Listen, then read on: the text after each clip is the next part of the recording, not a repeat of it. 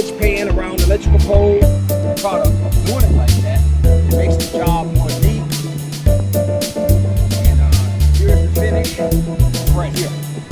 This is the tar, the hot tar bleed out. Low smoke, which happens on the smoke point.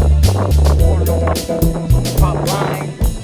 Pour it bleed out each run.